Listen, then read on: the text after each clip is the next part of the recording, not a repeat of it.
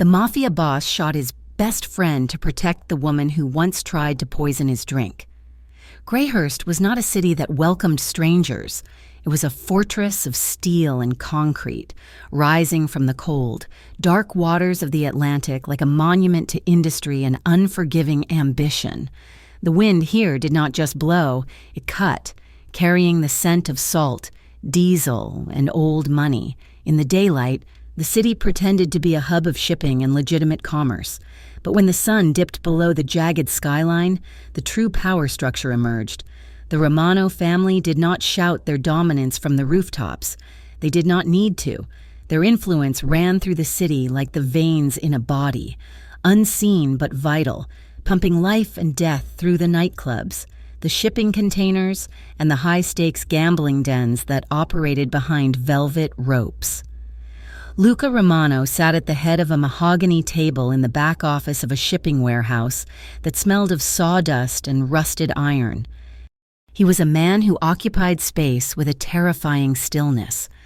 At 32, he possessed the kind of dangerous elegance that made other men nervous. His suit was tailored to perfection, charcoal gray against a crisp black shirt, but it was his eyes that commanded attention. They were dark, calculating, and utterly devoid of fear. Across from him sat a rival distributor, a man named Henderson, who was sweating through his collar despite the chill in the room. Henderson had skimmed profits, in the old days, under Luca's father. Henderson would have been dragged out to the pier and left for the gulls. I am not my father, Luca thought, watching a bead of sweat roll down Henderson's temple. We are not butchers, Henderson, Luca said, his voice smooth and low, barely rising above the hum of the ventilation system. You made a mistake in your accounting. I am willing to call it a clerical error. This time. Henderson stammered, his hands shaking as he reached for a glass of water that wasn't there. Thank you, Mr. Romano. I swear, it will not happen again. It will not, Luca agreed, standing up. Because you are going to transfer the deed to your Southside Distribution Center to my holding company by 9 o'clock tomorrow morning. Consider it a late fee. He did not raise a hand. He did not brandish a weapon. He simply took everything the man had worth taking, leaving him alive but effectively neutered. This was how Luca Romano ruled: ruthless efficiency, personal restraint. He believed that unnecessary bloodshed was bad for business. Dead men could not pay debts, and fear was a far more potent currency than violence. Later that evening, the atmosphere shifted from the gritty docks to the polished, throbbing heart of Luca's empire, Ember. The nightclub was a sensory overload of deep bass, flashing amber lights, and the scent of expensive perfume mingled with top-shelf liquor. It was the place to be seen in Greyhurst, a sanctuary for the elite where the liquor flowed freely and secrets were whispered in dark booths. Eva Hart stood behind the long, polished obsidian bar, her hands moving with practiced mechanical precision. She was 24, with hair the color of espresso falling in loose waves around a face that was currently pale with terror. She wore the standard uniform, a sleek black dress that fit too tightly, but beneath the fabric. Her heart was hammering against her ribs like a trapped bird. She looked down at her hands. They were trembling. She clenched them into fists, forcing herself to breathe. Make it look normal, she told herself. Just do your job. But tonight, the job was not just pouring drinks. In her pocket, hidden inside a small fold of tissue, was a tiny glass vial. It was clear, odorless, and deadly. She looked up and saw him. Luca Romano had just entered the VIP section on the mezzanine level, flanked by two security guards who looked like granite statues. He moved with that same fluid grace she had watched from afar for months. He sat in his usual booth, the one with the best view of the floor but shielded from the casual glances of the crowd. A waiter appeared at the service station, the usual for Mr. Romano, the waiter said, slapping a ticket onto the counter. Eva nodded, her throat too dry to speak. She reached for the crystal tumbler. She reached for the bottle of rare, aged whiskey that was reserved solely for him. Her movements felt disjointed, as if she were watching herself from outside her own body. Flashbacks assaulted her mind. Sharp and jagged, she saw the basement again. She smelled the damp mold and the metallic tang of fear. She saw her younger brother, Leo, tied to a chair, his face bruised, his lips split, and she saw Victor Kane. Victor was a rival crime boss, a man who lacked Luca's restraint. Victor smiled with too many teeth. He had cornered Eva 2 nights ago, dragging her off the street into a waiting van. "You work at Ember," Victor had said, holding a knife casually, as if it were a pen. "You make his drinks." "I cannot do that," Eva had pleaded, sobbing. "I am not a killer." Victor had laughed. "Everyone is a killer. Eva, you just need the right motivation." He had pressed the phone to her ear. She heard Leo's voice, small and terrified. "Eva, Eva, help me." "Do this," Victor had whispered, pressing the vial into her palm. "And your brother walks free. Fail, or try to warn Romano, and I send you your brother in pieces. Start with the fingers." The memory burned in her vision, overlaying the pulsing lights of the nightclub. Eva snapped back to reality. The whiskey was in the glass. The ice was clinking softly. She looked around. The music was loud. The other bartenders were busy. With a shaking hand, she reached into her pocket. She uncorked the vial with her thumb. It was a slow-acting toxin. Victor had said it would look like heart failure. It would happen hours later, when he was asleep. "Forgive me," she thought, a tear escaping and sliding down her cheek, which she quickly brushed away. She tipped the vial. 3 drops. Clear liquid vanished into the amber whiskey. She swirled it. It looked perfect. It looked like a drink. It looked like murder. She placed the glass on the tray. The waiter took it and walked away, navigating the crowd toward the stairs. Eva watched him go, gripping the edge of the bar so hard her knuckles turned white. She wanted to scream. She wanted to run after the waiter and knock the tray from his hands, but the image of Leo's terrified face held her frozen. Up in the VIP booth, Luca Romano loosened his tie. It had been a long day of negotiations and veiled threats. He needed the burn of the whiskey to settle his mind. He watched the crowd below, his eyes scanning for threats out of habit, but finding only revelry. The waiter placed the glass on the low table in front of him. "Thank you," Luca said, his voice dismissing the man. He reached for the glass. The condensation was cold against his fingertips. He lifted it to his lips. The aroma was rich, smoky, with notes of oak and vanilla. He took a sip. He froze. It was subtle, so subtle that a man with a less refined palate might have missed it entirely. But Luca knew this whiskey. He had been drinking this specific vintage for 5 years. There was a faint metallic bitterness at the back of his throat. It was not oak. It was not vanilla. He did not swallow. Slowly, carefully, he lowered the glass. He did not panic. He did not cough. He held the liquid in his mouth for a second longer, analyzing the taste before spitting it discreetly into the dark napkin in his hand. His eyes snapped to the bar. He saw her, Eva Hart. He knew her name because he knew the names of everyone who worked for him. She was staring up at the mezzanine, her face a mask of pure, unadulterated horror. She wasn't washing glasses. She wasn't serving customers. She was clutching the bar, staring at him as if waiting for a bomb to detonate. She looked guilty. She looked shattered. Luca felt a cold rage settle in his chest, but his face remained impassive. He wiped his mouth with the napkin and set it aside. He signaled to one of his guards, a man named Dante who stood in the shadows. Dante approached immediately. "Boss?" Luca picked up the glass, holding it by the rim to preserve prints. "Take this. Swap it for another glass of the same whiskey. Pour this into a secure container and get it to the lab. Now, tell no one." Dante looked at the glass, then at Luca's hard expression. He nodded once, taking the glass and vanishing into the back corridor.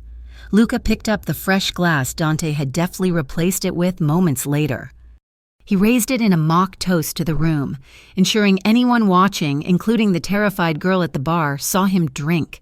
He threw his head back and downed the safe liquor. From the bar, he saw Eva flinch. She squeezed her eyes shut, turning away as if she could not bear to watch him die. She had done it, and now she thought she had killed him. 20 minutes later, the music seemed to fade into the background as Dante reappeared and whispered in Luca's ear. It is done. The lab is running it. But the preliminary test strip turned black. Arsenic derivative. High concentration. Luca nodded slowly. Bring her to the back room. Quietly. Eva was washing a shaker when the hand landed on her shoulder. She jumped, spinning around to find two large security guards blocking her exit. Mr. Romano wants to see you, one of them said. Her legs almost gave out. It is happening, she thought. He is going to die, and they are going to find out.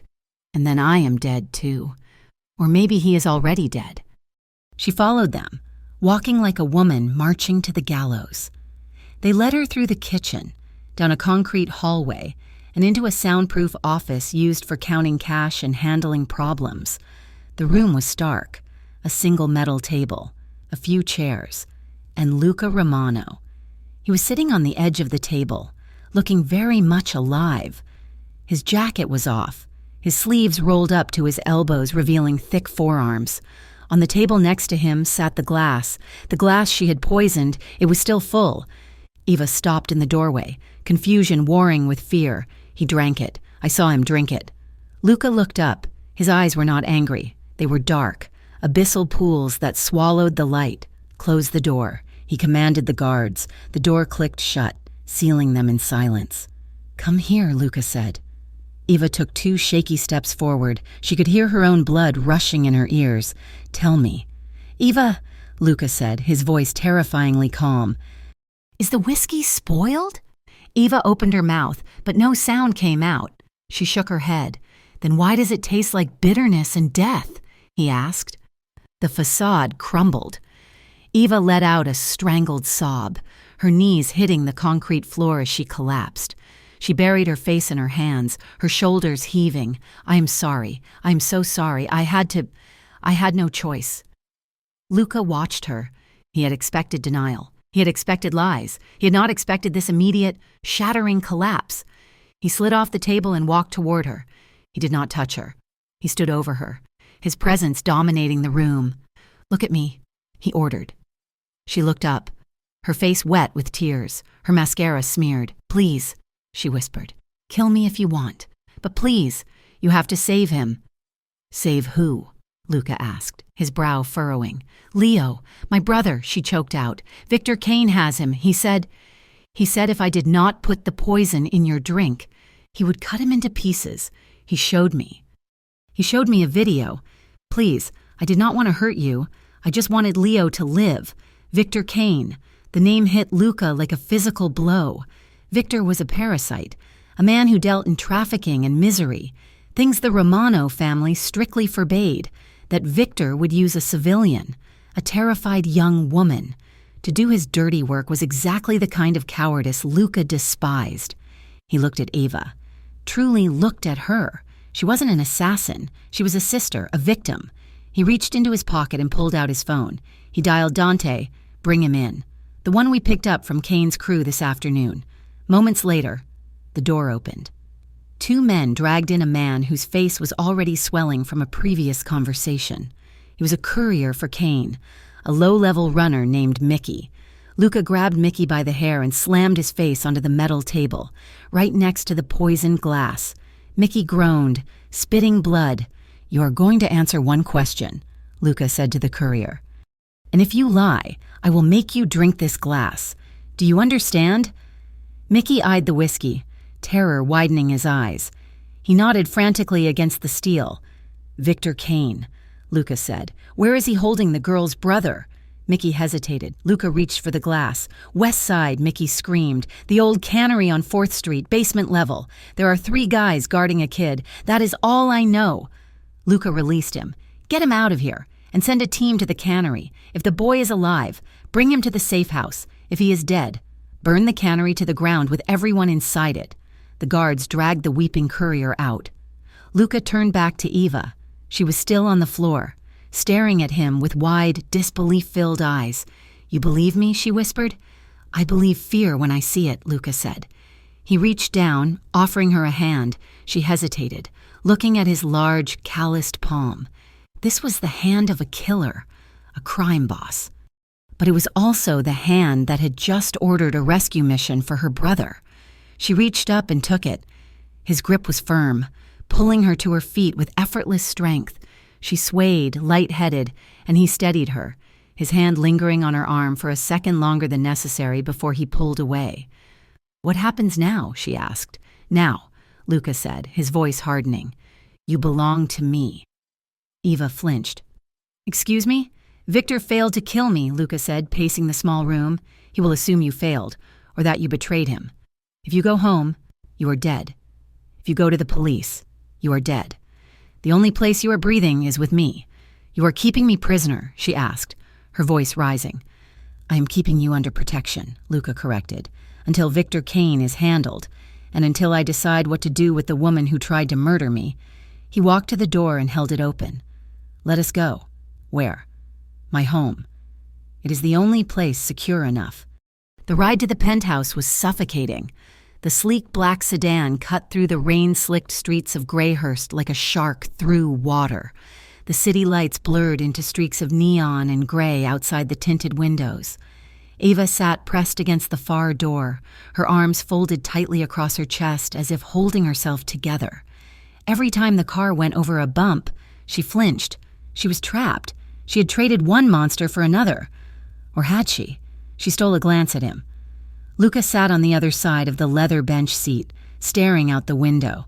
His profile was sharp, illuminated by the passing streetlights. He looked calm, almost meditative. "Why didn't you kill me?" she asked into the silence. Her voice was small, barely audible over the hum of the engine. Luca did not turn his head. His eyes remained fixed on the reflection in the glass. Her reflection. He watched the way she bit her lip, the way fear radiated off her in waves. It would have been the logical choice. It would have been the safe choice, because you are useful. He lied. Or maybe it was a lie. He wasn't sure. Useful how? You know Victor's operation. You know who approached you. And he paused, finally turning to look at her, his eyes dark and unreadable. "I do not kill family."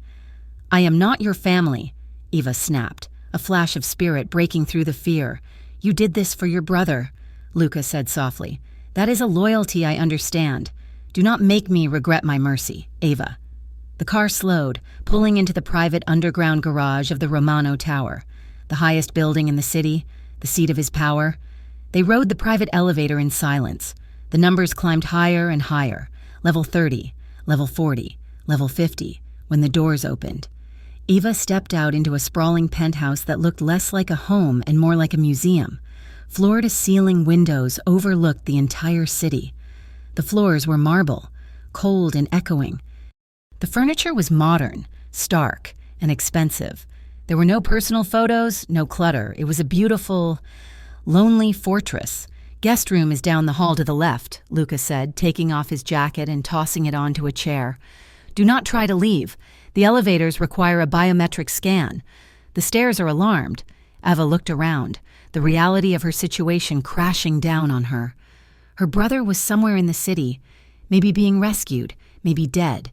She was locked in a tower with a mafia boss she had tried to poison. The adrenaline that had sustained her for the last 3 hours suddenly evaporated, leaving nothing but exhaustion. Her vision blurred, the room spun, her knees buckled. She didn't hit the floor. Luca moved with a speed that defied his size. He was there, his arms catching her before she could fall. He gripped her by the shoulders, pulling her upright. "Breathe," he commanded.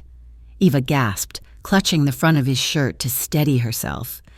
She looked up, and suddenly they were dangerously close. She could smell him. Sandalwood, rain, and the faint coppery scent of danger. She could see the flecks of gold in his dark eyes. His hands were warm on her bare arms, strong, secure. For a split second, the fear vanished, replaced by a sudden, electric jolt that shocked her. She wasn't just terrified of him. She was captivated. Luca felt it too. He felt the heat of her skin through her thin dress. He saw the pulse fluttering wildly in her throat. He should push her away. He should lock her in the room and put a guard at the door. She was a threat. She was a liability. But he didn't let go. His jaw clenched, a muscle feathering in his cheek. He looked at her mouth, then back up to her eyes, his gaze intense, searching. "You are safe here," he said, his voice rougher than before. Eva's breath hitched. She should pull away. She should run, but her feet felt rooted to the floor. Then, as abruptly as he had caught her, Luca released her. He stepped back, the mask of indifference slamming back into place. "Get some sleep. Eva, we have work to do tomorrow." He turned and walked away toward the far end of the penthouse, disappearing into the shadows, leaving Eva standing alone in the middle of the vast, cold room, her skin still burning where his hands had been. 3 days bled into 4, and the penthouse atop the Romano Tower remained a fortress of silence and glass. To Eva Hart, the sprawling residence felt less like a sanctuary and more like a gilded cage suspended in the clouds. The air conditioning was always set to a precise, sterile chill, and the floor-to-ceiling windows offered a panoramic view of Greyhurst that made her dizzy. From this height, the cars were nothing more than beetles crawling through a grid of gray concrete, and the people were invisible. It was a detachment that she suspected Luca Romano cultivated on purpose. It was easier to rule a city when you did not have to look it in the eye. Eva spent her hours pacing the guest room or sitting in the main living area, trying to read books she could not focus on. She was not alone, not really. There was always a guard by the elevator, a silent statue in a black suit. And then there was Luca. He was a ghost in his own home. He would leave before she woke and return long after the sun had set, his presence announced only by the heavy thud of the front door and the scent of cigar smoke and cold rain that trailed in his wake. Even when he was not there, she felt his eyes on her. She noticed the small, blinking lights of security cameras tucked discreetly into the corners of the ceiling. He was watching. She knew he was analyzing her every move, dissecting her posture, her phone calls to no one, her long stares out the window. He was trying to solve her like an equation, trying to determine if she was the terrified sister she claimed to be, or a sleeper agent waiting for a second chance to slip poison into his coffee. The isolation was eroding her resolve. On the morning of the 5th day, the tension finally snapped. Luca had surprised her by being home for breakfast. He sat at the head of the long granite island in the kitchen, reading a tablet with a cup of black coffee steaming near his hand. He wore a white dress shirt, the sleeves rolled up, revealing the corded muscle of his forearms. He looked calm, untouchable, the master of his domain. Eva stood on the opposite side of the island, her hands gripping the cold stone. She had not slept well. Nightmares of Victor Kane's basement had chased her through the dark, and seeing Luca sitting there with such casual authority lit a fuse of resentment in her chest. "Good morning," Luca said without looking up, his voice a low rumble. Eva did not return the greeting. "Am I a prisoner here, Luca?" she asked, her voice trembling with suppressed anger. Luca scrolled on his tablet. "You are a guest under protection. I cannot leave," Eva countered. "I cannot call anyone. I have guards watching me use the bathroom. That is not a guest. That is an inmate. It is necessary," Luca replied calmly, finally lifting his gaze. His eyes were dark, devoid of the anger she felt. "Victor Kane is still looking for you. If you step outside this building, you will be dead within the hour, or worse." Eva let out a harsh, bitter laugh. "You talk about Victor like you are so different from him. But look at this. You trapped me here. You control everything I do. You are just another man moving pieces on a board. You are exactly like him." The silence that followed was absolute. Luca set the tablet down. The motion was slow, deliberate. He stood up and walked around the island. Eva forced herself to hold her ground, though every instinct screamed at her to retreat. He stopped 2 feet from her, his height overwhelming, his presence sucking the air out of the room. "I am nothing like Victor Kane," Luca said softly. The menace in his voice was not loud. It was cold, like deep water. "Victor uses fear to break people. I use control to keep them alive. If I were Victor, you would be in a hole in the ground, not eating fresh fruit in a penthouse. Then let me help find my brother," Eva shouted, the name tearing from her throat. "Leo is out there. He's alone and he is terrified, and every second I sit here doing nothing is another second Victor has to hurt him." The anger in Luca's face vanished the moment she said her brother's name. It was replaced by something else, something softer and more complicated. He watched her face, seeing the raw desperation, the love that outweighed her fear of him. He remembered what it was like to be responsible for family, to feel the crushing weight of their safety on his own shoulders. He sighed, running a hand through his dark hair. It was a human gesture, one that made him look younger, less like a monument to organized crime. "Come with me," he said. He turned and walked toward the double doors of his home office.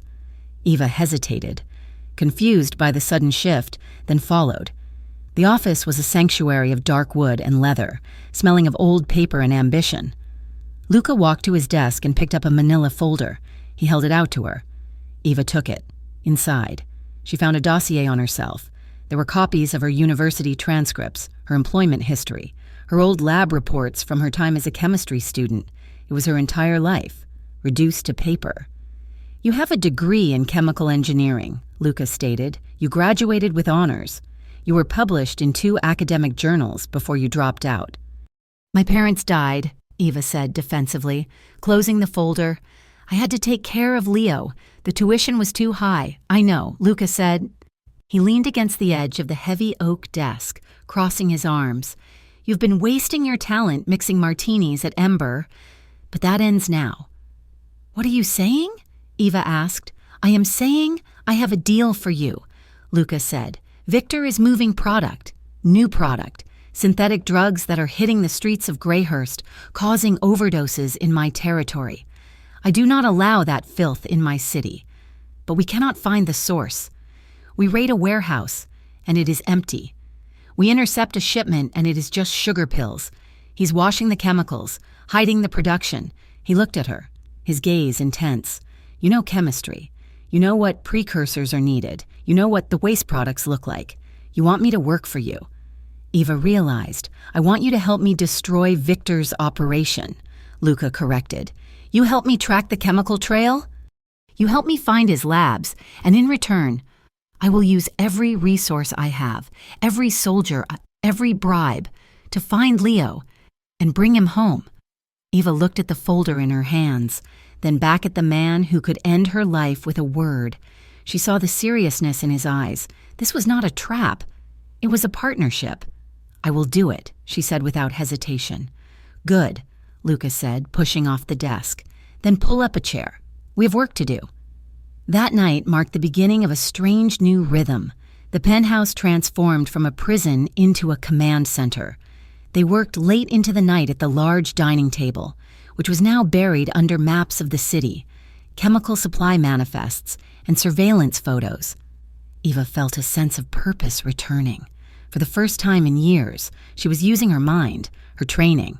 She pointed out irregularities in water usage reports near the industrial district, suggesting hidden cooling systems for chemical reactors. She identified a shell company buying large quantities of pseudoephedrine under the guise of a pharmaceutical startup. Luca listened. He did not dismiss her ideas. He absorbed them. He treated her not as a captive, but as an equal.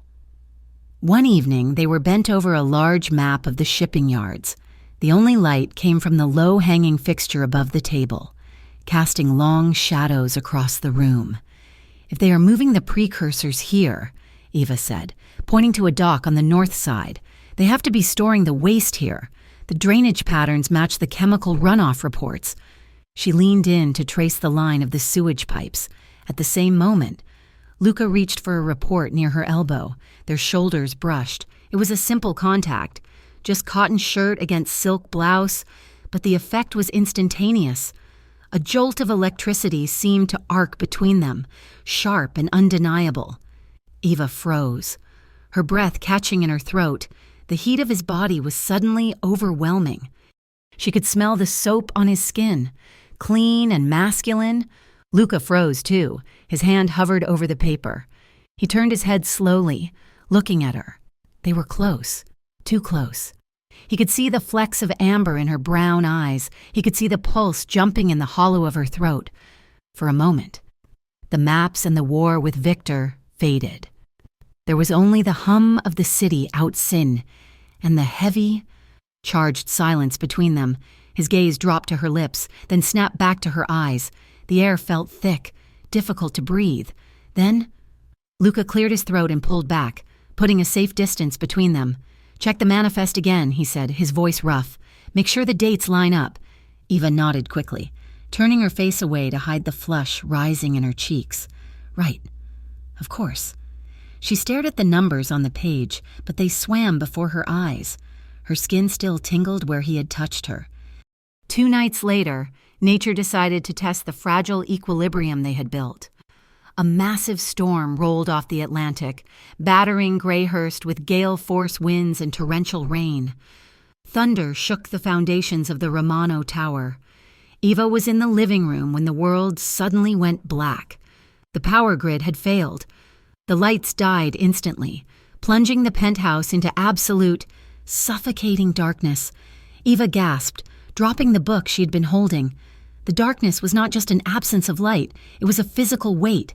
It pressed against her eyes, against her chest. Instantly, she was back in the basement. She was back in the cold, damp cell where Victor's men had thrown her. She could feel the zip ties on her wrists. She could smell the mold. She could hear the heavy metal door slamming shut, sealing her in the black. "No," she whispered, backing away until her spine hit the wall. "No, please." Panic, cold and sharp, clawed at her throat. She slid down the wall, curling into a ball, wrapping her arms around her knees. She couldn't breathe. The air felt too thin. Her heart hammered against her ribs like a trapped animal. "Eva?" The voice came from the darkness, deep and commanding. She couldn't answer. She was gasping for air, hyperventilating. "Eva, where are you?" A beam of light cut through the room, a tactical flashlight. It swept across the furniture and found her huddled against the hallway wall. Luca moved quickly. He did not run, but his strides were long and urgent. He crouched beside her, placing the flashlight on the floor so the beam hit the ceiling, casting the room in a dim, diffuse glow. "Eva," he said, his voice dropping to a soothing register she had never heard before. "Look at me. It is just a power outage. You are safe. I can't see." Eva choked out, shaking violently. Luca hesitated. He was not a man who offered comfort easily. Physical affection was a foreign language to him. But seeing her like this, broken by a fear he understood too well, overrode his reserve. He reached out, his hand hovering for a second before he settled it gently on her shoulder. His grip was firm, grounding. "I am here," he said. "The generators will kick in any second. Just breathe. Match my breathing." He took a slow, deep breath. Eva tried to follow, but her lungs hitched. She looked up at him, in the shadows. His face was all sharp angles and intensity, but his eyes were anchors. She was trembling so hard her teeth chattered. Luca shifted, sitting fully on the floor beside her, his expensive suit trousers ignoring the dust. He moved his hand from her shoulder to the back of her neck, his thumb resting against her pulse. "You are not in the basement," he said firmly. "You are in the sky. You are with me. Nothing touches you here." The emergency lights finally flickered on, dim, red. Recessed track lighting that bathed the hallway in a crimson glow. It was enough to see. Eva looked at him, her eyes red and wet with tears. The panic began to recede, leaving her exhausted and raw. She realized how close he was. He was practically shielding her with his body. "Thank you," she whispered, her voice cracking. Luca didn't pull away. He looked down at her face, at the track of a tear staining her cheek. Without thinking, he reached up. His thumb brushed the moisture away, his skin rough against her softness. The gesture was shockingly intimate. Eva's breath hitched, but this time not from fear. She turned her face slightly into his hand. Luca went still. His eyes searched hers, dark and dilated in the low light. He could feel the warmth of her breath on his wrist. The urge to lean in, to close the scant inches between them, hit him with the force of a physical blow. It was irrational. It was dangerous. She was the woman who had poisoned his drink. But she was also the woman who was looking at him as if he were the only solid thing in the universe. He leaned in, just an inch. Eva's lips parted slightly. Then, the main power roared back to life. The overhead lights blazed on, harsh and bright. The spell shattered. Luca pulled back as if burned. He stood up abruptly, his movement sharp and jerky. He adjusted his cuffs, refusing to look at her. "The generators are online," he muttered, his voice ragged. "We have work to do." He walked away down the hall, leaving Eva sitting on the floor, her heart racing for an entirely different reason. The next day, the dynamic shifted again. Luca took her down to the sub-basement of the tower. It was a private gym, matted and smelling of rubber and sweat. "If you are going to be part of this war," he told her, tossing a pair of hand wraps at her, "you need to know how to survive it." He began to teach her basic self-defense, how to break a grip, how to use an attacker's weight against them. "Spread your feet," he commanded. "Center of gravity lower." Eva tried to mimic the stance, but she felt awkward. "No," Luca said, "like this." He moved behind her. He placed his hands on her hips, guiding them into the correct alignment. His touch was professional, impersonal, but Eva felt it burn through her workout clothes. He moved his hand to her wrist, correcting the angle of her arm. "Don't lock your elbow. Keep it fluid." He stood close behind her, his chest brushing her back as he demonstrated the motion. Eva was hyper-aware of his size, his heat, the solid wall of muscle that was his body. She tried to focus on his words, on the mechanics of the strike, but her mind was filled with the memory of his thumb on her cheek in the dark.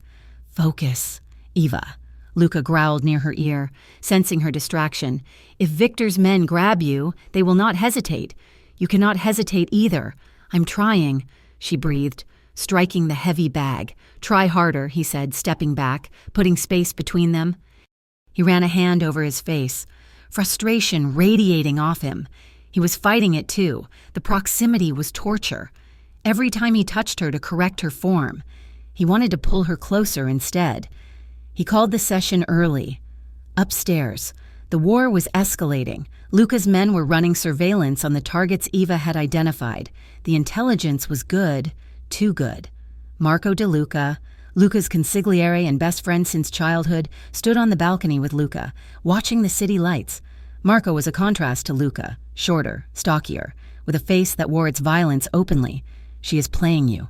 "Luca," Marco said, taking a drag from a cigarette. "She is helping us." "Marco," Luca replied, his eyes on the horizon. The intel on the North Docks was solid. "She's giving us crumbs to gain your trust," Marco spat, flicking ash over the railing. "She poisoned you. Have you forgotten that? You were holding a glass of arsenic in your hand and she poured it." "She was forced," Luca said, his voice hardening. "So she says." Marco turned to face him. "You are letting her in. Brother, I see the way you look at her. She is a poison you are inviting into your veins, and this time, there is no antidote." Luca turned slowly to face his friend. "Be careful." "Marco." "I am the only one being careful," Marco snapped. "Someone has to watch your back while you are busy staring at the girl." Marco stormed off, leaving Luca alone with the wind and the doubt. Later that evening, Eva stepped out onto the same balcony. The air was crisp, biting with the promise of winter. She wrapped her arms around herself. Shivering, she needed air. The walls of the penthouse were closing in again. She heard the sliding door open behind her. Luca stepped out. He carried a heavy wool coat in his hand. Without a word, he draped it around her shoulders. Eva pulled the coat tight. It was huge on her, swallowing her frame.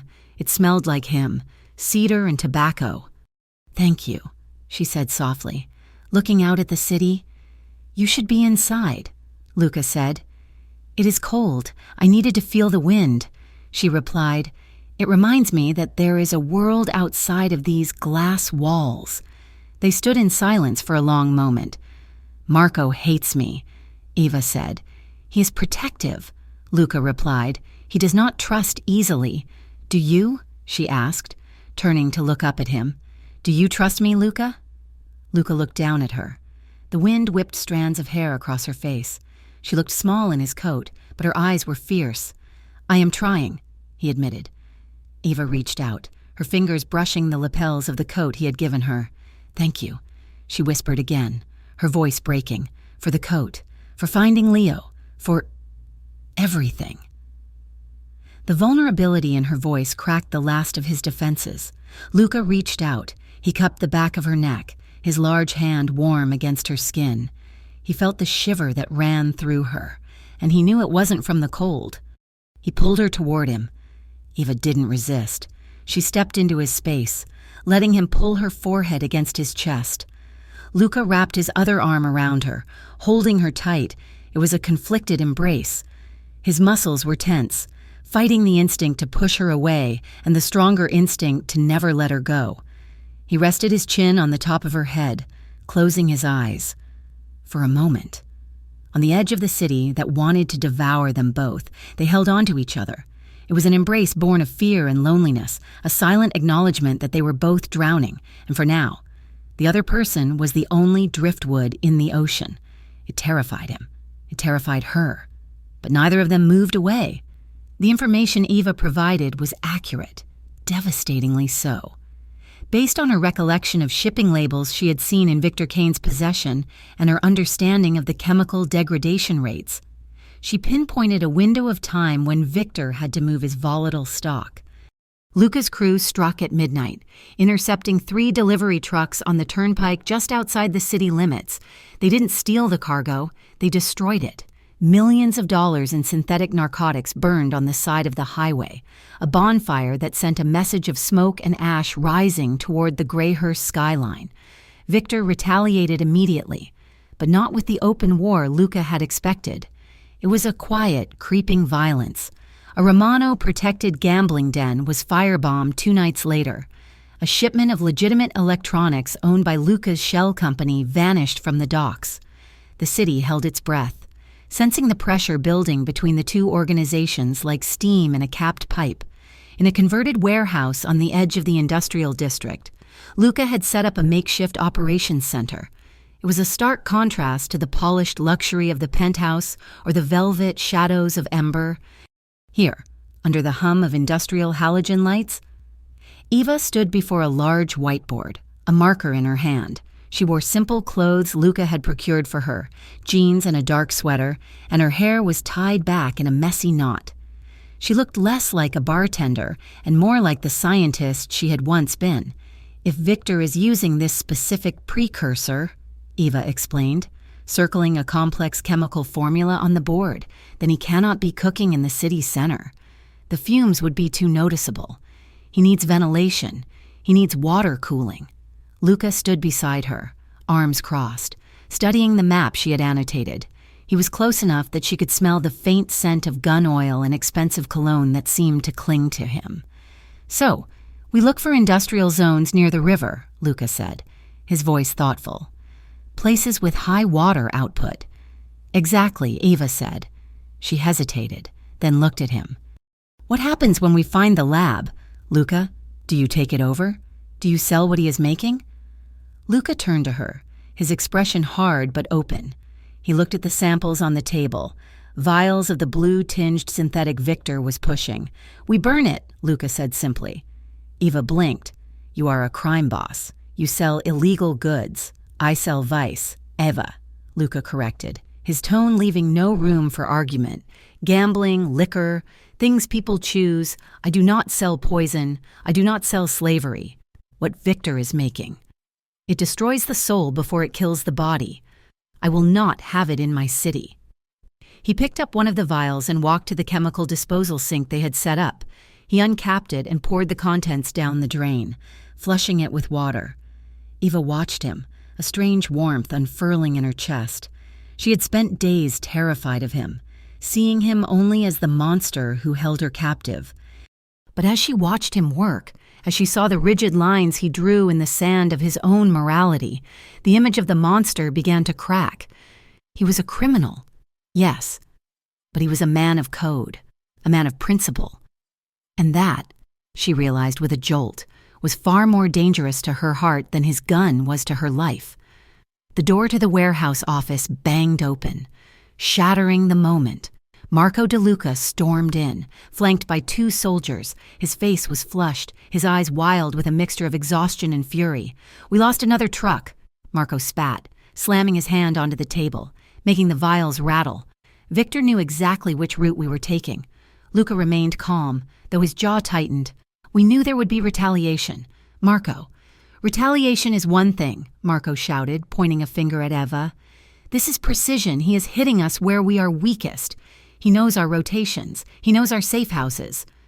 Eva took a step back, the marker slipping from her fingers and clattering to the floor. He's not getting that from me, Eva said, her voice shaking but defiant. I have been with Luca every second. Marco sneered at her. You are a plant. You are feeding him intel right under our noses. Maybe you have a second phone? Maybe you are leaving signals? Enough. Marco, Luca said. His voice was not loud, but it cut through the room like a whip. She tried to kill you, Marco yelled, turning on his best friend. Have you forgotten that? She put poison in your glass and you are letting her draw maps of our territory. She is playing you, Luca, and you are too blind to see it because she has a pretty face. Luca stepped forward. Placing himself physically between Marco and Eva, the movement was protective, absolute. He stared his lifelong friend down, his eyes cold as ice. She's the only reason we intercepted that shipment on the turnpike, Luca said, his voice dangerously low. She is an asset. She is helping us dismantle Victor's network, right now. Marco, she's doing more to win this war than you are. The silence that followed was deafening. Marco recoiled as if Luca had slapped him.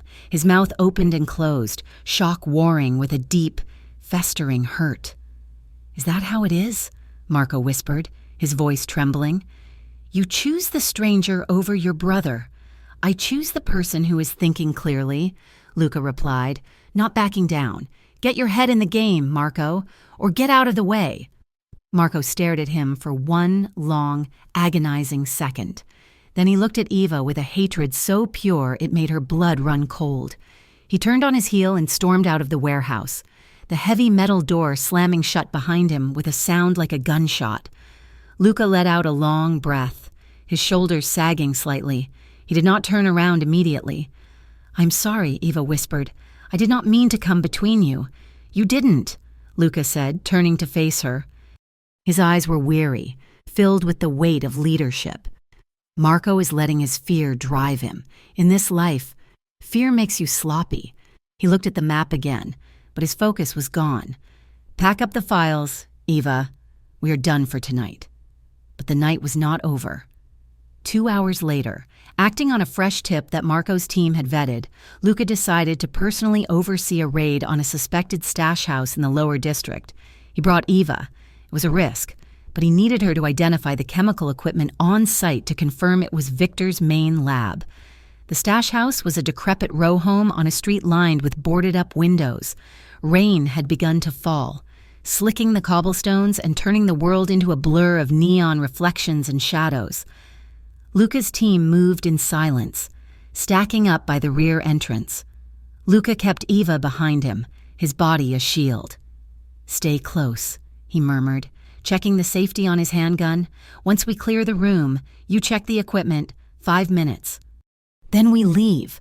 Eva nodded, her heart hammering against her ribs. She gripped the back of his tactical vest, her knuckles white. The breach was explosive. The door went down and Luca's men flooded inside, but the room wasn't empty. It was an ambush. Gunfire erupted from the second-floor landing. Bullets chewed into the floorboards and shattered the rotting drywall. It was a trap. Pull back, Luca roared, firing 2 controlled shots toward the stairs to suppress the enemy. He grabbed Eva by the waist, hauling her backward as rounds sparked off the doorframe inches from her head. They spilled out into the back alley, the rain instantly soaking them. Go, Luca shouted, shoving her toward the end of the alley. They ran. The wet pavement slipped under their boots. Behind them, shouts and more gunfire echoed into the night. They turned a corner, sprinting down a narrow passage between 2 brick tenements. A figure stepped out from the shadows ahead, one of Victor's men. He raised a shotgun. Luca didn't hesitate. He didn't slow down. He fired on the run, 3 shots that dropped the man before he could pull the trigger. But as they passed the fallen gunman, another shot rang out from a rooftop above. Luca grunted, stumbling slightly, but his grip on Eva never wavered. He dragged her into a recessed doorway, pinning her against the rough brick wall to get them out of the line of fire. He pressed his body against hers, covering her completely. His breathing was ragged, hot against her ear. She could feel the hard lines of his chest, the heavy thud of his heart, the tension in every muscle as he scanned the rooftops. "Stay still," he whispered, his voice rough with adrenaline. Eva looked up at him. His face was wet with rain, his hair plastered to his forehead, his eyes were wide, alert, scanning the darkness. She could feel the heat radiating off him, a stark contrast to the cold rain. Her hands were trapped between their bodies, resting on his chest. She felt something warm and sticky on her fingers. "You are hit," she gasped, looking down. "It is nothing," Luca hissed, not looking away from the alley entrance. "Just a graze." The gunfire in the distance was fading. His men were drawing the fire away. "We have to move," Luca said, looking down at her. His gaze locked onto hers. For a second, the chaos of the ambush vanished. There was only the rain, the dark alley, and the man who was using his own body to keep her alive. His hand tightened on her waist. "Are you hurt?" he demanded. "No," she breathed. "Good." He pulled away, grabbing her hand. "Run." The ride back to the penthouse was a blur of speed and silence. When they finally stepped into the safety of the tower, the adrenaline crash hit them both. Luca looked pale, his left sleeve torn and dark with blood. "Sit down," Eva ordered, pointing to the edge of the massive king-size bed in the master suite. It was the first time she'd been in his bedroom. It was sparse, masculine, dominated by gray tones and the view of the city. "I can handle it," Luca muttered, though he swayed slightly on his feet. "Sit down, Luca," Eva insisted, her voice rising with a mix of fear and authority. Luca sat. He looked at her, surprised by her tone. Eva disappeared into the bathroom and returned with a first aid kit. She knelt between his legs, her hands trembling slightly as she reached for his shirt. "Take it off," she said softly. "I need to see the wound." Luca unbuttoned his shirt with his good hand, shrugging it off his shoulders. His chest was a landscape of muscle and scars, old knife wounds, a burn mark on his ribs, the history of his violent life written on his skin. Eva's breath hitched as she looked at him. He was terrifying. He was beautiful. She carefully peeled the fabric away from his upper arm. The bullet had furrowed a deep groove through the muscle, bleeding sluggishly, but it hadn't hit bone or artery. "It needs stitches," she said, her voice steadying as her training took over. "Do it," Luca said, watching her face. Eva worked in silence for a few minutes, cleaning the wound with antiseptic, her fingers brushing his hot skin. Luca didn't flinch, not even when she threaded the needle. He just watched her. He watched the way her brow furrowed in concentration, the way her lashes cast shadows on her cheeks. "My parents died when I was 12, Luca said suddenly into the quiet room. Eva paused, the needle hovering over his skin. She looked up at him. "A car bomb," Luca continued, his voice devoid of emotion. "It was meant for my father. My mother was just in the passenger seat. I was in the house. I watched it happen." Eva's heart ached for the boy he had been. "I am so sorry." "Luca." "Marco's father took me in," Luca said. "Marco gave me half his room, half his food. He fought anyone who looked at me wrong. That is why I cannot just cut him out. Eva, he's not just a friend, he's the only family I have left." Eva finished the stitch and tied it off. She began to wrap his arm in gauze, her movements gentle. "I understand," she said softly. "Family makes us do desperate things." She secured the bandage and sat back on her heels, resting her hands on his knees. She looked up at him, her eyes shining with unshed tears. "When Victor took Leo," she began, her voice cracking, "I didn't care about anything else. I didn't care about right or wrong. I just wanted him back." She took a deep breath, the confession clawing its way out of her throat. "When I stood at that bar, Luca, when I poured the poison into your glass, I wasn't hesitating because I thought it was wrong. I was shaking because I was afraid I would miss." She looked him dead in the eye, the truth hanging between them, raw and ugly. If Victor hadn't threatened to kill Leo, if he had just offered me money, I would have said no. But for my brother, I would have watched you die. Luca, I would have stepped over your body to get to him. She waited for him to be angry. She waited for him to throw her out.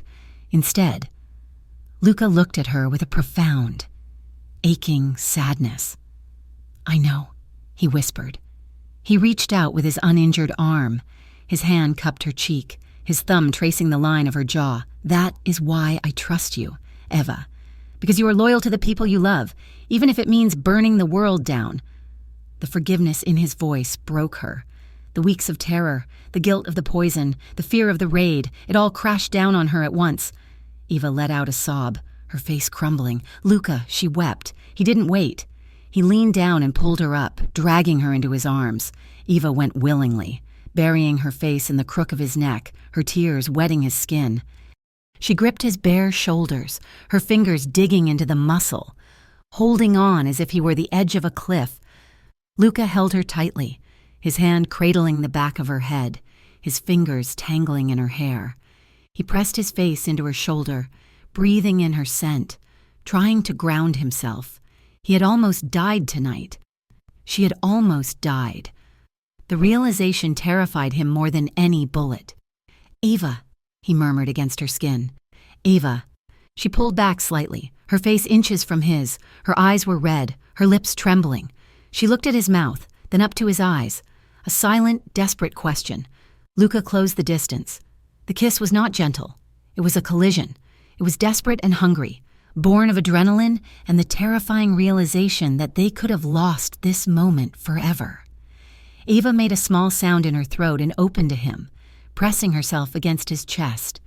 Luca groaned low in his chest, his arm tightening around her waist, pulling her flush against him. He kissed her like a man starving, tasting the salt of her tears and the sweetness of her breath.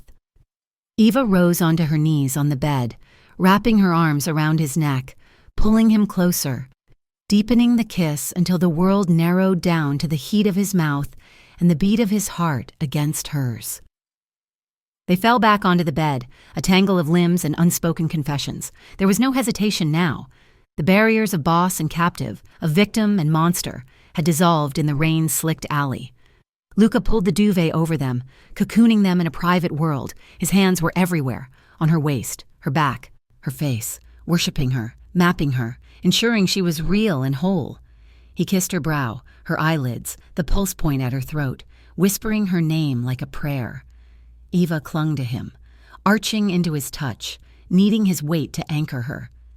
They moved together with a frantic, beautiful urgency, seeking not just pleasure but oblivion. They used their bodies to drown out the guilt, the fear, and the war waiting outside the window. In the dark of the room, amidst the tangled sheets and heated skin, they found a fragile, desperate peace. The sun broke over the Greyhurst skyline hours later, casting a pale, gray light into the room.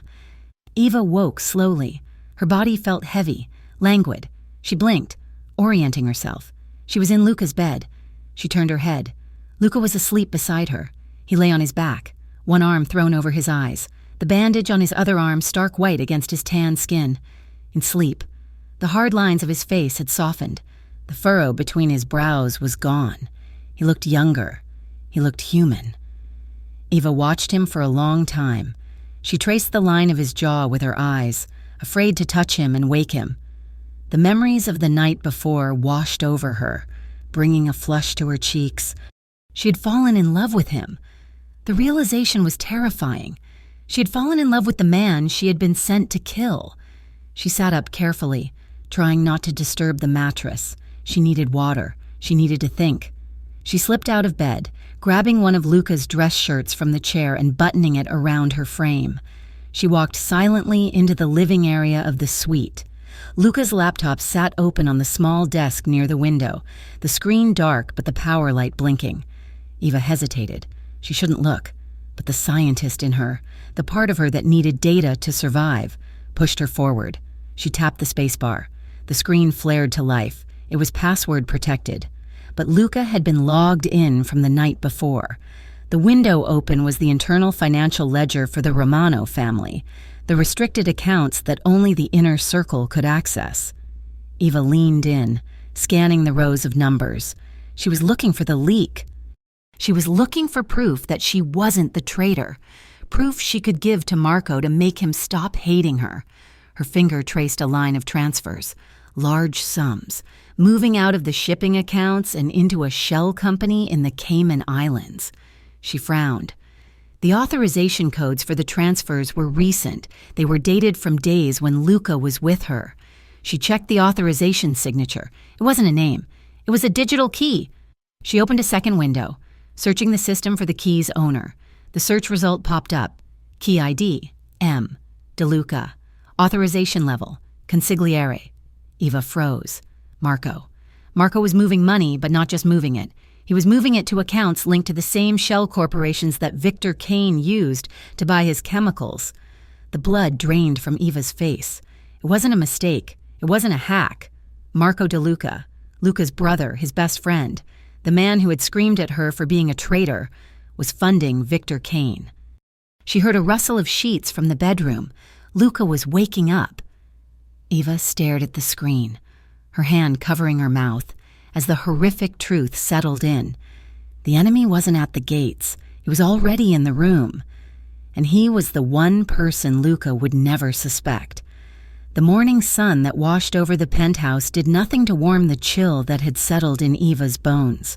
While Luca showered, washing away the blood and sweat of the raid, Eva sat hunched over the laptop, her eyes scanning lines of code and financial transfers until they burned.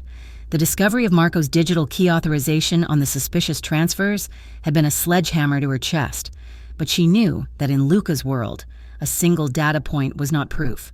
It was an anomaly. And accusing Marco DeLuca, Luca's shadow, his right hand, his brother in all but blood, required more than an anomaly. It required a smoking gun. She spent the next 2 days moving through the penthouse like a ghost, piecing together the timeline. She cross-referenced the dates of the failed operations with Marco's movements. When the shipment at the South Docks was seized by Victor's men, Marco had been unreachable for 2 hours, claiming a meeting with a union rep that Eva now discovered never happened, when the warehouse was torched. Marco had insisted on cutting the security detail in half the night before. The pattern was not just emerging, it was screaming. Marco was bleeding the Romano family dry, feeding intelligence and resources to Victor Kane. But why? Was it money? Power? Or was it simply hatred for the woman who now slept in Luca's bed? Eva looked up as Luca entered the living room, buttoning a fresh black shirt. His arm was still bandaged, a stark reminder of how close death had come. He walked over to her, placing a hand on her shoulder. The touch was heavy, possessive, and tender. "You have been staring at that screen for hours," Luca said. "Come. We have a strategy meeting at the main office. I want you there." Eva closed the laptop, her heart thumping. "I am not part of the organization. Luca, Marco will not want me there."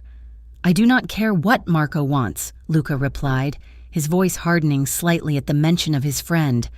"I need your mind. You understand the science of what Victor is building. That makes you more valuable than any soldier in the room." The drive to the main office was tense. The silence between them was no longer the comfortable quiet of the previous night. It was thick with the secrets Eva was holding back. She wanted to tell him. She wanted to scream that his best friend was a traitor. But she looked at Luca's profile, at the set of his jaw, and she hesitated. If she was wrong, even by a fraction, she would destroy the only trust she had managed to build. She needed to be certain. The main office of the Romano family was located in the back of an upscale import-export firm downtown. The conference room was soundproofed, the blinds drawn against the midday sun. Marco was already there, pacing the length of the room like a caged tiger. When Luca and Eva entered, Marco stopped. His eyes snapped to Eva, filled with a cold, venomous dislike that made her skin crawl. "Why is she here?" Marco demanded, not bothering with a greeting. "She is here because I said so," Luca replied calmly, taking the seat at the head of the table. "Sit down, Marco." Marco remained standing, his hands balling into fists. "We are discussing internal security. Luca, family business. She's not family. She's a liability." She's the reason we know about the chemical precursors, Luca said, gesturing for Eva to take the seat to his right. Sit. Marco's jaw tightened until the tendons stood out in his neck. He watched Eva sit down, his gaze tracking her like a predator. He felt displaced. For 20 years, he had sat at Luca's right hand. Now, this woman, this poisoner, was sitting there, whispering in Luca's ear, clouding his judgment with her soft eyes and her sob stories. We have a problem, Marco said, his voice tight. A big one. We know. Luca said. Victor is still anticipating our moves. No, Marco interrupted, reaching into his jacket pocket. I mean, we have found the leak. Eva's heart stopped.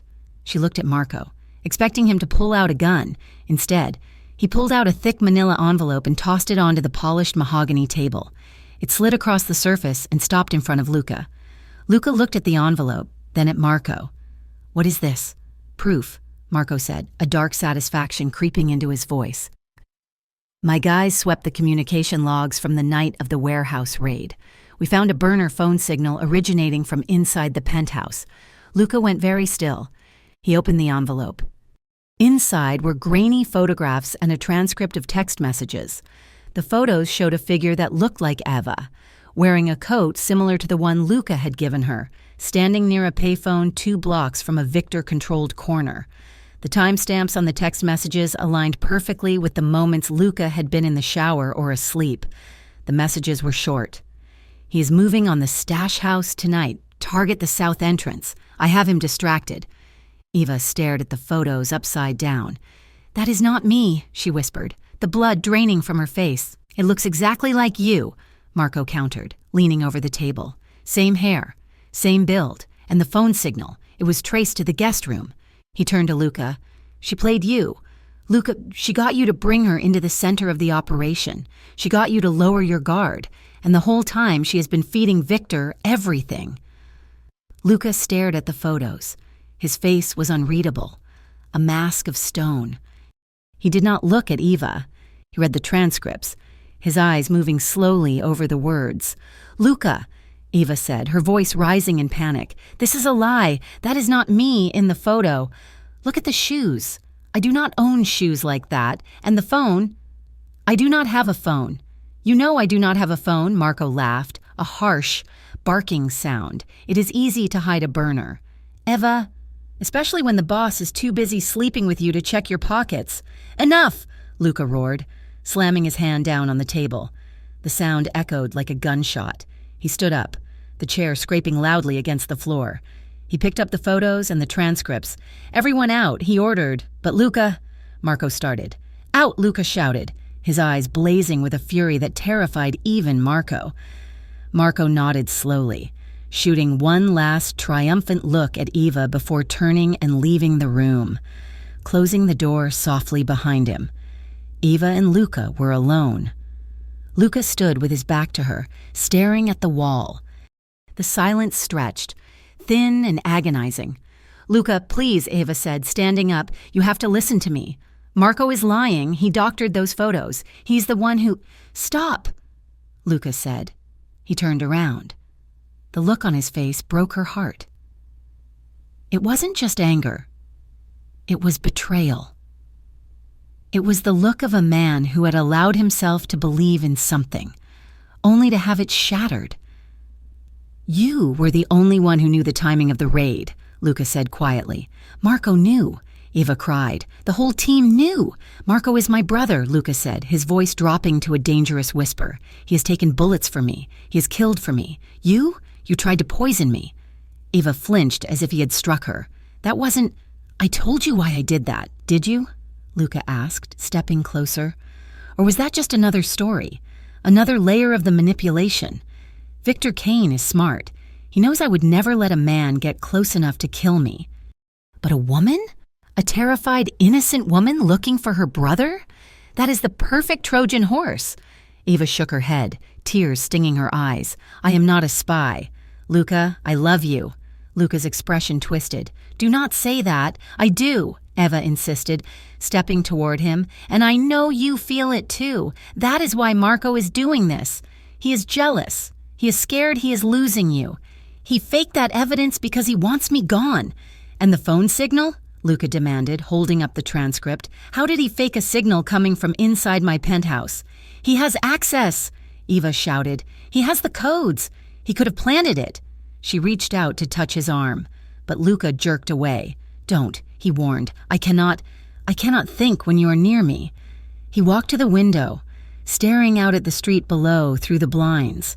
He looked like a man at war with himself. He wanted to believe her. Every instinct in his gut screamed that she was telling the truth, but the evidence was right there. And the history, the poison, was a stain that could not be washed away. If I am wrong about you, Luca said, his voice hoarse, I die. My men die. My empire burns. I cannot afford to be wrong. Eva. And if you are wrong about Marco? Eva whispered. Luca closed his eyes. Then I am already dead. He turned back to her. His face was set, the walls back up. I am moving you. What? Eva breathed. I am sending you to a safe house outside the city, a farmhouse in the hills. It is isolated, secure. You are sending me away, she said, her voice trembling. I am removing you from the equation until I can verify this, Luca said. If you are innocent, you will be safe there. If you are guilty, you can do no more damage. You are locking me up again, Eva said, tears spilling over. Just like Victor. I am keeping you alive, Luca snapped. He grabbed his coat. My men are waiting downstairs. They will take you. I have business to finish here. He wouldn't even look at her. He was cutting her off, severing the connection before it could bleed him dry. Eva stared at him, hurt turning to anger. You are a coward? Luca Romano.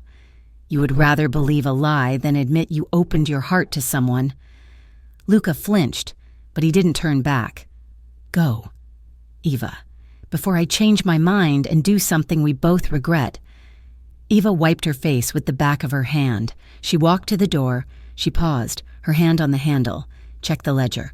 Luca, she said softly, check the authorization keys for the Cayman transfers. She opened the door and walked out, leaving him alone in the silence of the office. The ride to the safe house was a funeral procession. Eva sat in the back of the armored SUV, flanked by 2 guards who refused to make eye contact with her.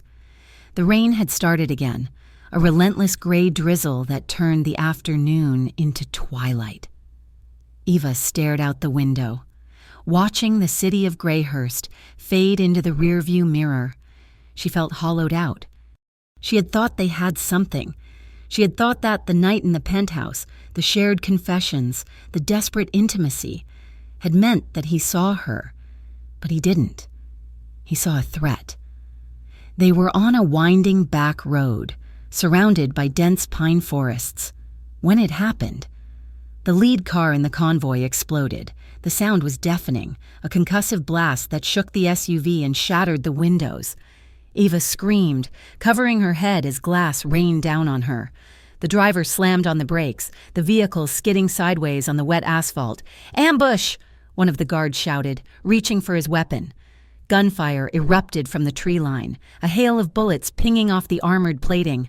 The SUV rocked as another explosion detonated near the rear axle, blowing out the tires. Get out! We are sitting ducks! The guard yelled. He kicked the door open, dragging Eva out into the rain and the mud. The air smelled of burning rubber and cordite. Stay down! The guard roared, pushing her behind the engine block. Eva pressed her face into the wet leaves, her hands over her ears. She could hear shouting, the distinct crack of assault rifles, and the screams of dying men. Then, a shadow fell over her. She looked up. A man in tactical gear stood over her. He wasn't one of Luca's men. He wore a mask with a white skull painted on it. Victor Kane's elite guard. Found her, the man said into his radio. He reached down and grabbed Eva by the hair. She screamed, clawing at his hand, kicking at his shins. Luca, she shrieked, the name tearing from her throat. Luca! The man struck her across the face with the butt of his rifle. The world exploded in white light and pain. Eva slumped, dazed, tasting blood. Grab her. Leave the rest, a voice ordered from the trees. Rough hands seized her arms and legs. She was dragged through the mud, her heels digging useless furrows in the earth. She tried to fight, but her limbs felt like lead. They threw her into the back of a waiting van. The doors slammed shut, plunging her into darkness. As the van sped away, Ava lay on the cold metal floor, tears mixing with the blood on her face. She'd been right. Marco had set her up. He had orchestrated the transfer, the fake evidence, and now, the ambush. He had handed her to the wolves to save his own skin. And Luca believed she was the traitor. He wasn't coming for her, not this time. Back at the Romano Tower, Luca stood on the balcony, the rain soaking his shirt. He hadn't moved for an hour. The file Marco had given him sat on the table inside, untouched. His phone buzzed in his pocket. He ignored it. It buzzed again and again. Luca pulled it out with a heavy sigh. It was a text from an unknown number. He opened it. The image loaded slowly. It was a photo. Luca's breath caught in his throat. The phone nearly slipped from his numb fingers. It was Eva. She was tied to a wooden chair in a dim concrete room. Her lip was split, blood trickling down her chin. Her left eye was swollen shut.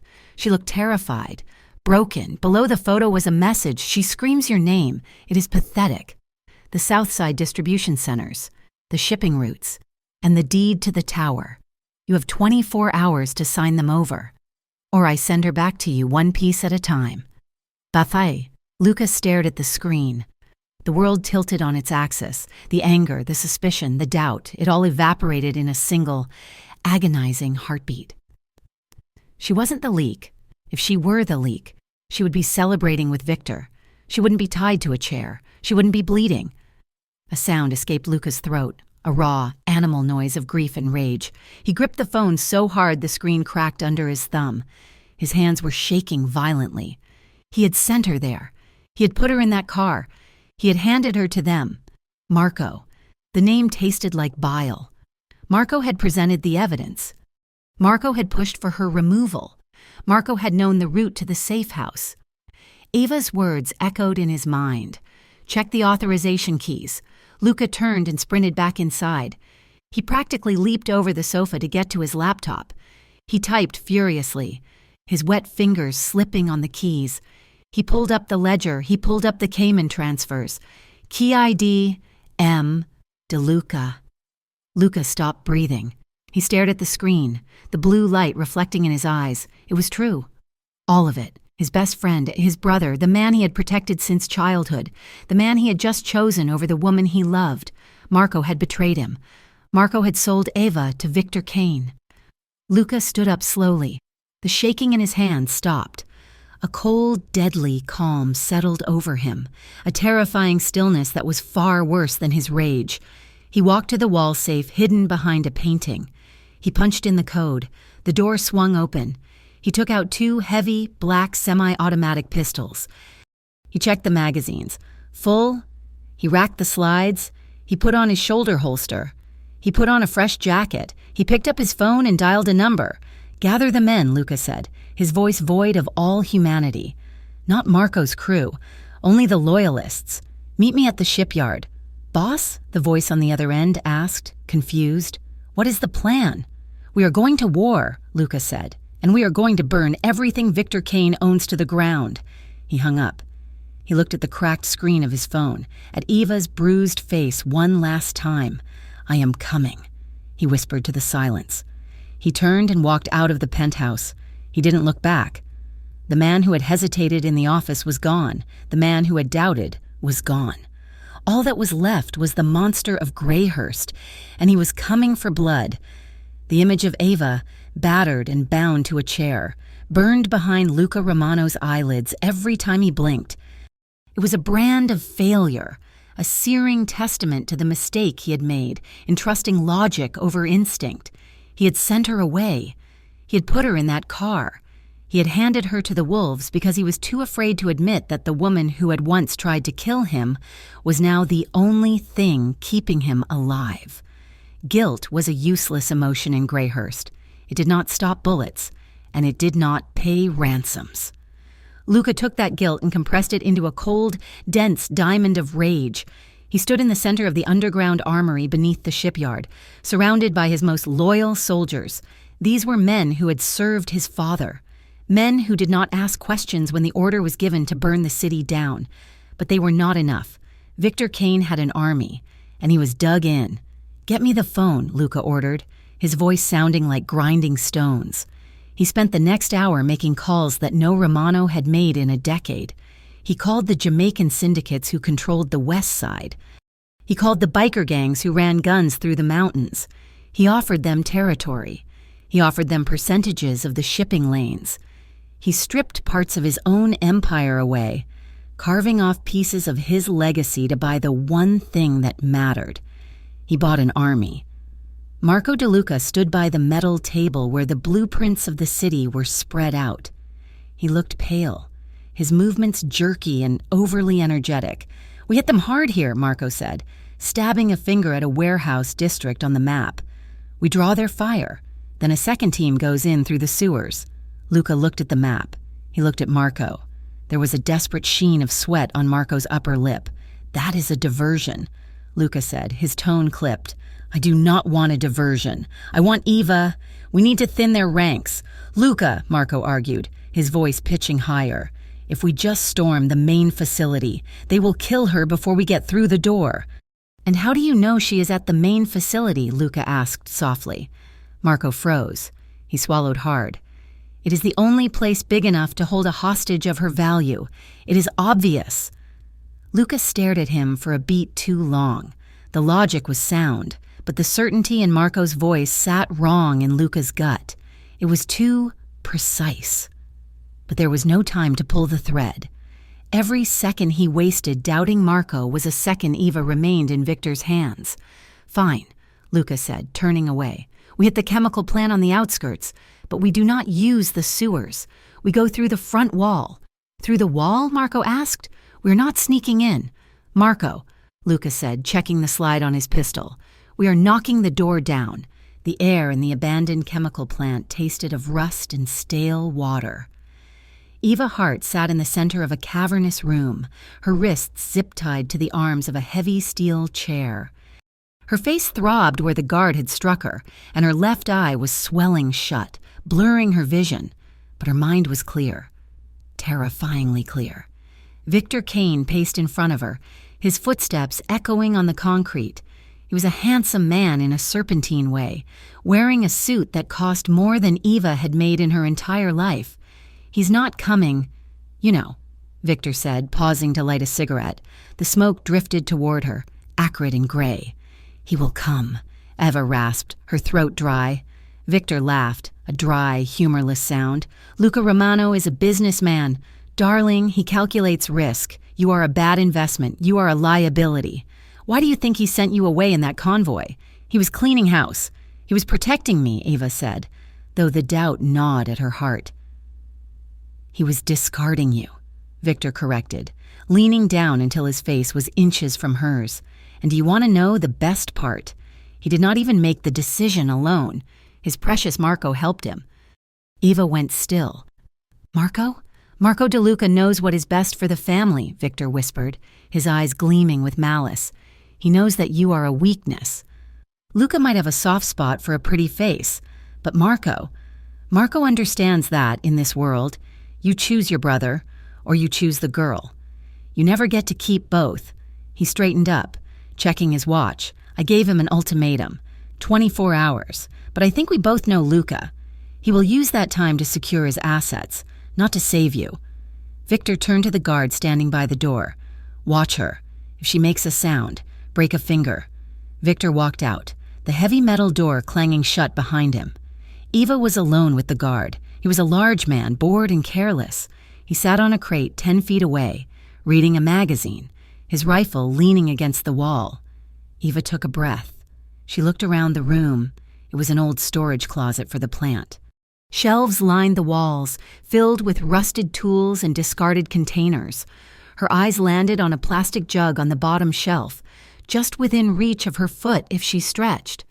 The label was faded, but she recognized the hazard symbol, industrial strength ammonia, and next to it, a bottle of bleach. Her heart kicked against her ribs. It was basic chemistry. The kind of thing you learned in the first year of university. Ammonia and bleach created chloramine gas. It was toxic. It was blinding. She needed him to come closer. "Hey," Eva said. Her voice was weak, pathetic. It wasn't an act. The guard looked up. "Shut up, please," Eva whimpered. "I need water. I am going to pass out." The guard rolled his eyes. He stood up, groaning, and walked over to her. He didn't have water. He just wanted to loom over her, to intimidate her. "Shut your mouth or I will shut it for you," he sneered, leaning down. Eva waited until he was 2 feet away. Then, with a surge of adrenaline that screamed through her exhausted muscles, she kicked out. Her foot connected with the shelf. The plastic jug of ammonia tipped over, the cap cracking on the concrete floor. Liquid pooled instantly, in the same motion. She kicked the bleach bottle. It shattered, the liquids mixed. "What the—" The guard started. Eva held her breath, scrunching her eyes shut tight. The reaction was instantaneous. A cloud of invisible, burning gas rose from the floor. The guard, standing directly over it, took a breath to shout. He choked, he gagged, his hands flying to his throat. His eyes began to water and burn as if acid had been thrown in them. He stumbled back, coughing violently. Blinded and disoriented, Eva opened her eyes to mere slits, tears streaming down her face from the fumes. She ignored the burning in her lungs. She stretched her leg out, hooking her foot around a jagged piece of rusted metal that had fallen from the shelf during the chaos. She dragged it closer. The guard was on his knees, retching, incapacitating himself. Eva grabbed the metal shard with her bound hands. She sawed at the zip ties. The rust bit into her skin, cutting her wrists, but she didn't stop. She sawed frantically, the friction heating the plastic. Snap. Her hands were free. She didn't wait. She scrambled out of the chair, her legs shaking. She grabbed the guard's drop knife from his belt. She couldn't lift the rifle, and ran for the door. Outside. The world exploded. The front wall of the chemical plant disintegrated as a heavy-duty construction loader, commandeered by Luca's men, smashed through the brick and mortar. The impact shook the ground like an earthquake. Luca was the first one through the breach. He moved with a terrifying, singular focus. He held a pistol in each hand, firing with mechanical precision. "Clear right," he shouted, his voice cutting through the roar of gunfire. His alliance of biker gangs and syndicate soldiers flooded the facility, engaging Victor's men in a chaotic, deafening firefight. But Luca did not stop to fight. He moved forward. He checked corners. He dropped targets that stepped into his path. But he did not slow down. "Eva!" he roared, his voice raw. A bullet clipped his shoulder, spinning him around. He didn't even flinch. He returned fire, dropping the shooter on the gantry above. He ignored the pain. He ignored the blood soaking his shirt. He reached a corridor labeled storage. His gut tightened. "Eva!" At the far end of the hallway, a metal door banged open. A figure stumbled out. She was barefoot, her clothes torn, her face bruised and streaked with soot and tears. She held a knife in a white-knuckled grip. Eva stopped. She blinked, trying to clear the tears from her eyes. She saw the silhouette at the end of the hall, backlit by the fires burning in the main bay. "Luca?" she whispered. Luca saw her. The air left his lungs. She was alive. "Eva!" He holstered one weapon and sprinted toward her. She dropped the knife and ran. They collided in the middle of the hallway with enough force to knock the wind out of them both. Luca grabbed her, his arm wrapping around her waist, lifting her off her feet. He buried his face in her neck, crushing her against him. "I have you," he choked out, his voice broken. "I have you." Eva clung to him, her legs wrapping around his waist, her hands tangling in his hair. She was sobbing, great heaving breaths that shook her entire body. You came. I will always come." Luca swore. Gunfire erupted from the stairwell behind them. Bullets sparked off the wall inches from Eva's head. Luca reacted instantly. He dropped her to her feet, shielding her body with his own, and fired 3 shots blindly down the hall to suppress the attackers. "Move," he commanded.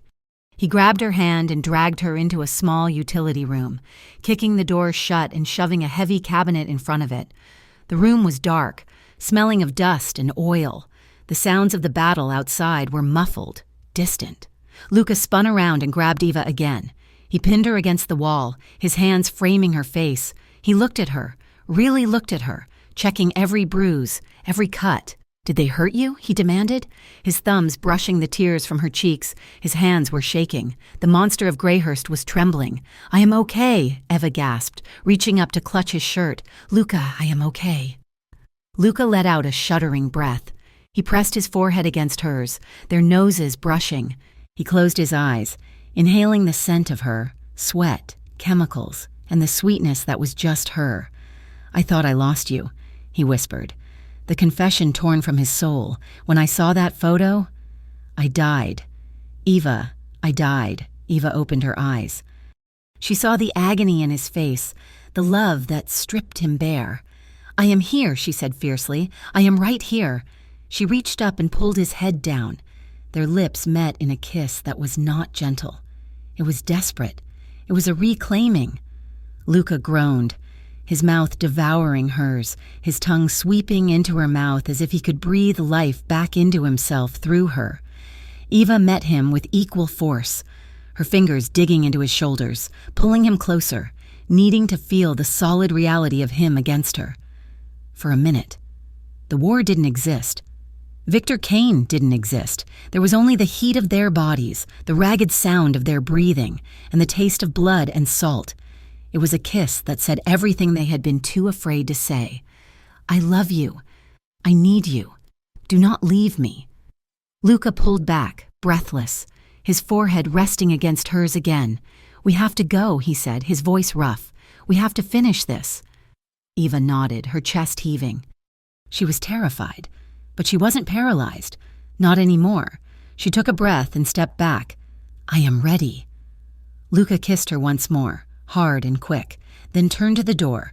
He shoved the cabinet aside. "Stay behind me," he ordered. They fought their way out. The facility was a ruin of smoke and bodies. Luca moved like a demon, clearing the path for her. Eva stayed close, her eyes scanning for threats, calling out targets he missed. They moved as one unit, bound by survival. They reached the breach in the wall. The cool night air hit their faces. "Victor," Luca shouted, scanning the perimeter. A black helicopter was rising from the roof of the adjacent building. Victor Kane sat in the open doorway, looking down at the chaos. He locked eyes with Luca.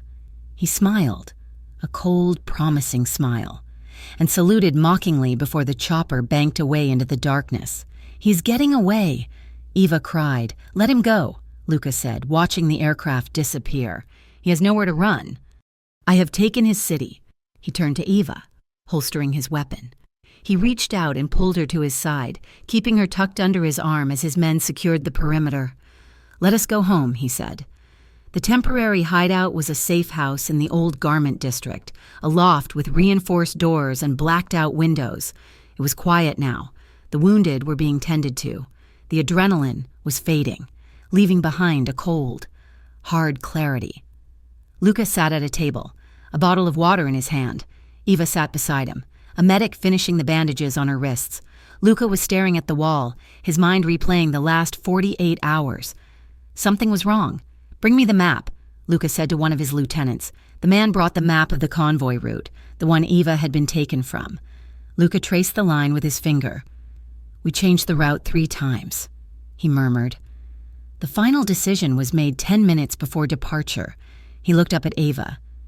"Who knew the route?" Eva shook her head, wincing as the medic tightened a bandage. "Only the driver. And the security chief. And Marco," Luca said. The name fell from his lips like a stone. He stood up. He walked over to the table where the debriefing files were scattered. He picked up the report on the ambush. The attackers had been waiting at the exact mile marker where the convoy slowed for a construction turn. Construction that hadn't been on any public schedule. They knew exactly where to hit. Luca said, "And tonight, Marco wanted us to use the sewers. He said the front was suicide.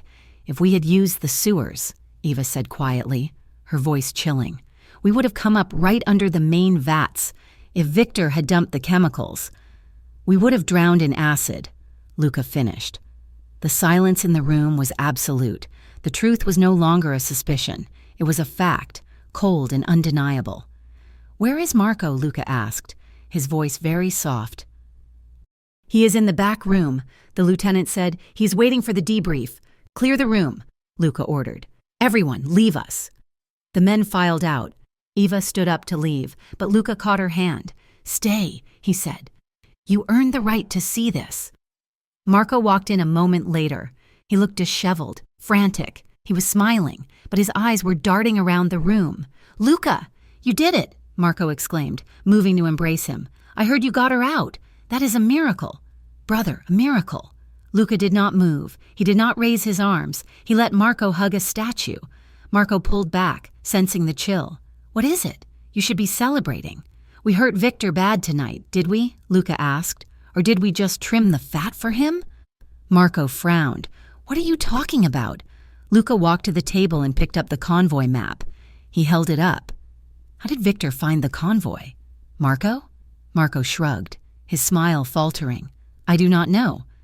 "Maybe a drone? Maybe a tracker on the car? We swept the cars," Luca said, "and the weather grounded all drones. Then someone talked," Marco said, waving a hand. "One of the guards. You know how it is." "Luca, loyalty is expensive. Loyalty is expensive," Luca repeated. He reached into his pocket and pulled out his phone. He tapped the screen and turned it around to face Marco. It was a screenshot of the Cayman transfer. "Key ID, M. DeLuca." Marco stared at the screen. The color drained from his face, leaving it gray and waxy. "Luca." Marco stammered. That is not what it looks like. I was moving funds to protect them, to hide them from the feds, to a shell company owned by Victor Kane?" Eva spoke up from the shadows. Marco spun on her, his teeth bared. "You shut your mouth! You poisoned this family! You turned him against me!" "No, Marco," Luca said, his voice cracking with a profound grief. "You did that yourself." Luca walked around the table. Marco backed away until he hit the wall. "Why?" Luca asked. "Just tell me why." Marco looked at Luca and then at Eva. The mask crumbled. The fear vanished, replaced by a deep, resentful bitterness. "Because you went soft," Marco shouted. "Look at you. You are running around playing hero for a bartender. You are cutting deals with bikers. You are destroying the structure our fathers built." "So you sold me to Victor?" Luca asked. "I was saving the family." Marco screamed, tears of rage in his eyes. "Victor is strong. He is ruthless. He would have crushed us eventually. I made a deal to keep our territory, to keep our men paid." "And Eva?" Luca asked, his hand drifting to his holster. "She is a distraction." Marco spat. "She made you weak. I gave her to Victor so you would forget her, so you would snap back to reality and be the boss I need you to be. I did it for you." "Luca," Marco pleaded, his voice breaking. "I did it for us." Luca stared at the man he had called brother for 30 years. He saw the fear, the jealousy, the twisted logic that had justified betrayal as loyalty. "You didn't do it for me," Luca said, his voice devoid of warmth. "You did it because you were afraid, and a man who is afraid is dangerous." Luca drew his gun. Marco's eyes went wide. "Luca, no, we are brothers." Luca looked at Eva. He saw the bruises on her face. He saw the terror she had endured because of this man. "My brother is dead," Luca said. "He did not fire. Not yet." He lowered the gun, but he did not holster it. "Get out of my sight, Marco." Marco blinked. "What?" "Leave," Luca said, "before I remember that I am a monster." Marco didn't wait. He scrambled for the door, stumbling in his haste.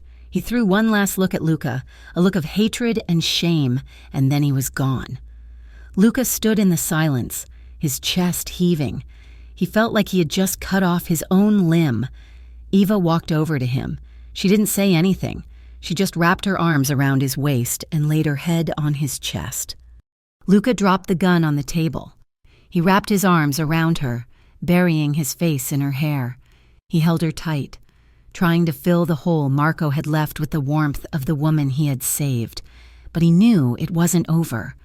Marco was out there. Victor was out there. And now, they were together. The war had only just begun.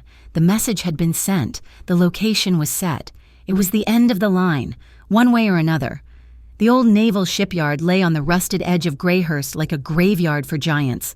Skeletal cranes loomed against the ink-black sky, and the air smelled of brine. wet iron and decay. It was a place where things went to be forgotten, which made it the perfect place for Luca Romano to bury the past. Luca stood by the hood of his black SUV, the engine ticking as it cooled. The rain had slowed to a miserable, freezing drizzle that coated everything in a sleek, oily sheen. He checked his weapon, a heavy .45 caliber pistol, for the third time. His movements were mechanical, stripped of all emotion. He had left his grief back at the safe house, tonight. He could not afford to be a brother or a lover. He had to be the executioner. "Stay in the car," Luca said, his voice flat. Eva Hart stood beside him, ignoring the command. She wore a dark jacket that was too big for her, and her face was still swollen from the beating she had taken. But her eyes were dry and hard. She reached into her waistband and adjusted the grip of the compact 9mm pistol he had given her for emergencies. "This is an emergency," she said, her voice steady despite the tremor in her hands. "I cannot look out for you and watch Marco at the same time," Luca snapped, turning to face her. "If things go wrong, I need to know you are safe. If things go wrong," Eva countered, stepping into his space, "you are dead, and if you are dead, I am dead. I am not waiting in the car to hear the gunshot that ends my life. Luca, I am walking in there with you." Luca looked down at her. He wanted to shake her. He wanted to lock her in the vehicle and drive her to the other side of the country. But he saw the set of her jaw, the fierce determination that mirrored his own. She was no longer the terrified girl mixing drinks at Ember. She was a survivor of this war, just as he was. "Stay behind me," he conceded, the words heavy with resignation. "And if I tell you to run, you do not argue. You run." Eva nodded once. "I promise." Luca signaled to his men. He had brought only 4, the loyalists, men who had not been tainted by Marco's influence. They spread out, melting into the shadows of the shipping containers, ghostly sentinels in the mist. Luca walked toward the center of the yard, where a single halogen floodlight sputtered and buzzed, casting a harsh, flickering cone of white light onto the wet concrete. Eva walked in his shadow, her hand hovering near her waist. They did not have to wait long. Headlights cut through the darkness from the north gate. 3 vehicles. They rolled to a stop 20 yards away. Doors slammed. Victor Kane stepped out first. Looked immaculate, wearing a long camel hair coat that seemed to repel the grime of the shipyard. He smiled when he saw Luca, a shark sensing blood in the water. And then Marco De Luca stepped out from the passenger seat. Eva felt a physical blow to her stomach at the sight of him. He looked haggard. His eyes were rimmed with red, his movements jittery, but he stood shoulder to shoulder with Victor Kane. The visual confirmation of the betrayal was far worse than the data on a screen. Here, under the unforgiving light, it looked like the end of the world. Luca stopped 10 feet away. He did not look at Victor. His eyes were locked on Marco. "I hoped you would not come," Luca said. His voice was not loud, but it carried over the wind, raw and bleeding. "I had to come," Marco replied. He spread his hands, a gesture of pleading that looked grotesque next to the armed men flanking him. "We need to finish this, Luca. We need to set things right." "By standing with him?" Luca asked, tilting his head toward Victor. "By selling our territory? By kidnapping Eva?" "I am saving you," Marco shouted, his voice cracking. "Look at you. Luca, you are standing in the rain with a gun, ready to die for a woman who tried to murder you. You have lost your mind." Victor chuckled, lighting a cigarette with a gold lighter. "He has a point. Luca, you have become sentimental. It is embarrassing to watch." Luca ignored Victor completely. "I trusted you, Marco. I trusted you with my life. I trusted you with her life. And that was your mistake," Marco yelled, stepping forward. "You chose her. You chose a stranger over your own blood. I bled for you, Luca. I took bullets for you, and the moment she batted her eyelashes and gave you a sob story, you forgot 20 years of brotherhood. I never forgot." Luca roared back, the composure finally shattering. "I was trying to build something better. I was trying to get us out of the gutter, Marco, and you dragged us right back in because you were too afraid to grow up." "I did what I had to do," Marco insisted, his hand drifting toward the gun at his hip. I cut the dead weight. Eva stepped out from behind Luca. The movement drew every eye in the clearing. I am not dead weight, she said, her voice shaking but clear, and I am not a stranger. I am the person who sees Luca for who he is, not for what you want him to be. Marco sneered at her, his face twisting with hatred. You are nothing. You are a poison. Aligning with Victor does not save the family. Marco, Eva said, tears streaking her face as the tragedy of the moment overwhelmed her. It destroys it. You think Victor will let you live? You think he shares power? You are just a tool to him. And when you have served your purpose, he will bury you in this concrete. Marco flinched. He glanced at Victor. The doubt was there, swimming in his haunted eyes. He knew she was right. Deep down, he knew. Victor saw the hesitation. He saw the fragile alliance beginning to fracture under the weight of the truth. He dropped his cigarette and crushed it under his heel. Enough of this soap opera, Victor spat. I gave you a chance. Luca, I gave you 24 hours. You chose to bring a gun to a negotiation. Victor raised his hand and his men leveled their weapons. Luca did not flinch. He did not look away from Marco. It did not have to be this way. Luca whispered. Marco looked at Luca for a second. The anger vanished, replaced by the terrified face of the boy who had shared a room with Luca after the bomb killed Luca's parents. Luca! Marco started. Kill her. Victor ordered Marco, his voice bored. Prove you are with me. End this now. Marco froze. He looked at Eva. He looked at the gun in his hand. Do it, Victor barked, raising his own weapon. Marco's hand wavered. He looked at Luca, pleading for an answer, pleading for absolution, but there was no answer. There was only the rain and the inevitable slide toward death. I can't, Marco whispered. Useless, Victor hissed. In a blur of motion, Victor jerked his weapon. He didn't aim at Luca. He aimed at Eva. No, Luca shouted. Everything moved in slow motion. Luca saw the barrel of Victor's gun align with Eva's chest. He saw Victor's finger tightening on the trigger. Marco moved. He stepped toward Victor, his own gun half raised, his mouth opening to shout something. But he was too slow. He was wavering. He was in the way. But he wasn't stopping the threat. He was blocking Luca's line of fire to Victor, but not blocking Victor's line of fire to Eva. If Luca hesitated, Eva died. If Luca tried to run around Marco, Eva died. There was no choice. There was only the brutal calculus of survival. Luca raised his weapon. He did not aim at Victor. He aimed at the only thing he could hit that would stop the bullet meant for Eva. He pulled the trigger. The boom of the .45 was like a clap of thunder. The bullet hit Marco in the side, just below the ribs.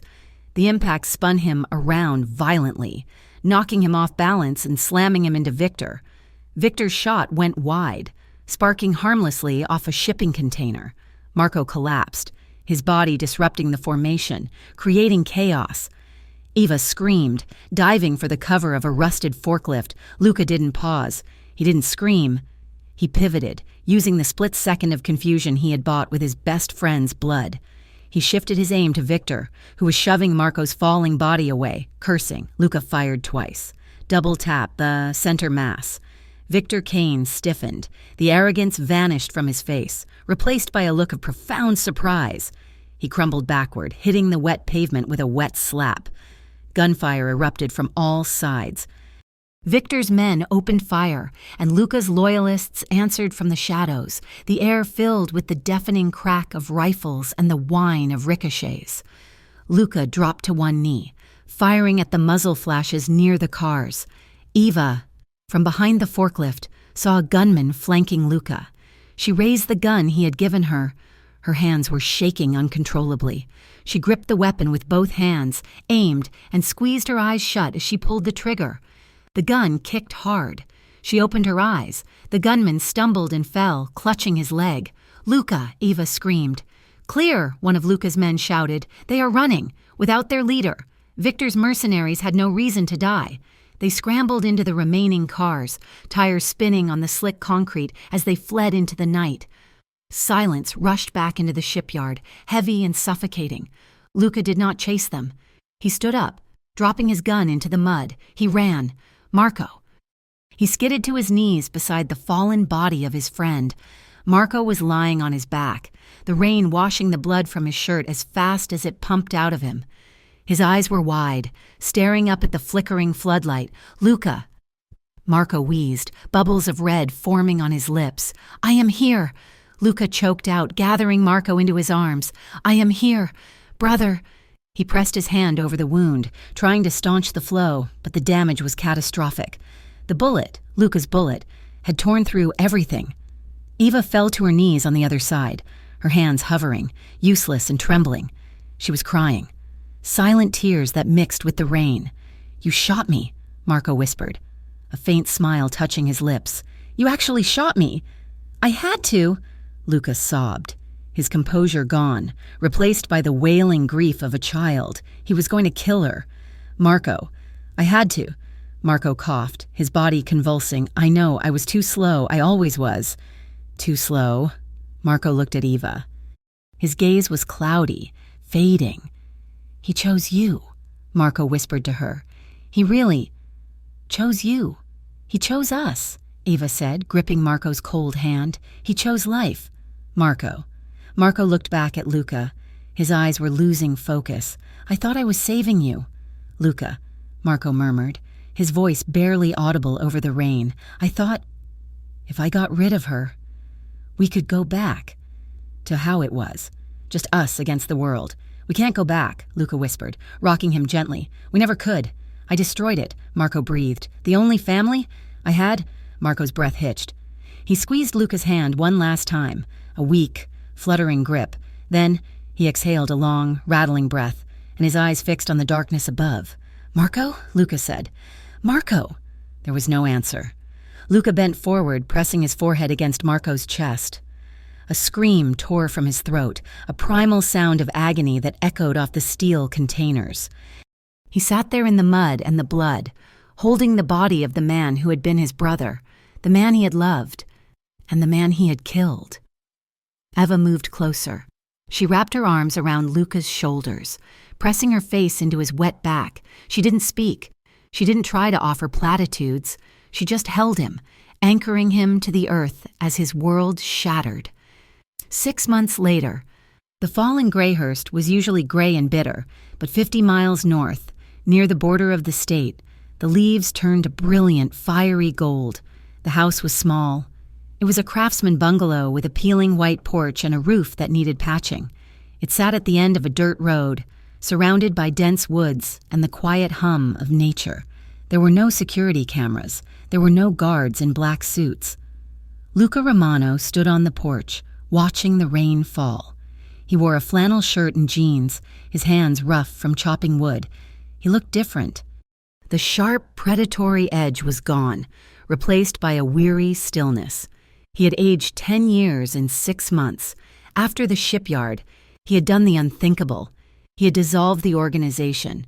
He had handed the keys to the kingdom to his lieutenants with a single instruction: "Keep the peace, or I come back." Then, he had liquidated his personal assets, donated millions to anonymous charities in Marco's name, and vanished. He was a ghost now, a man with a common name and a quiet life. The screen door creaked open behind him. Eva stepped out. She held 2 mugs of coffee, steam rising in the damp air. She looked healthy. The bruises were long gone, replaced by a soft glow. She was working at a small community clinic in the nearby town, using her degree to help people who couldn't afford insurance. She was healing. She handed a mug to Luca. He took it, his fingers brushing hers. "You are thinking about him," she said softly. It wasn't a question. Luca took a sip of the coffee, looking out at the tree line. "I see him every time it rains. I see him looking at me. Surprised that I pulled the trigger." "He knew why you did it," Eva said, leaning against the railing beside him. "He forgave you." "Luca, you need to forgive yourself." Luca shook his head slowly. "I killed my brother, Eva, to save the woman I love. I killed the man who raised me. That is not something you forgive. That is something you carry." Eva set her mug down on the railing. She turned and cupped his face in both her hands, forcing him to look at her. His eyes were dark pools of sorrow, haunted by the ghosts of the shipyard. "Look at me," she whispered. Luca looked at her. He saw the woman who had tried to poison him. He saw the woman he had saved. He saw the reason he was still breathing. "We are both stained." "Luca," she said fiercely, "I have blood on my hands. You have blood on yours. We cannot wash it off, but we do not have to drown in it." She ran her thumbs over his cheekbones, her touch grounding him. "You deserve this peace. Luca, you paid for it with everything you had. I don't know if I can do it," he confessed, his voice breaking. "I don't know if I can be just a man." "You are not just a man," Eva said. "You are my man. And we are going to do this, day by day." She pulled him into a slow embrace. Luca wrapped his arms around her, burying his face in the crook of her neck. He breathed her in. Soap and rain and life. She was solid. She was warm. She was the anchor that kept him from drifting into the abyss. "Love doesn't erase what we did," Eva whispered into his ear, her hand stroking the hair at the nape of his neck. "But it can be the reason we never go back." Luca pulled back slightly. He looked at her lips. The desperation that had defined their first kiss, the fear that had fueled their second, it was gone. What remained was something deeper, something forged in fire and cooled in blood. He leaned in. Their lips met. It was a slow, tender kiss. It tasted of coffee and rain and sorrow. It was a kiss of acknowledgement, a silent promise between two broken people trying to build a whole life. There were ghosts in the kiss. Marco, Victor, the boy Luca had been, the girl Eva had been, but they were fading, pushed back by the steady, enduring beat of their hearts. They broke apart but didn't let go.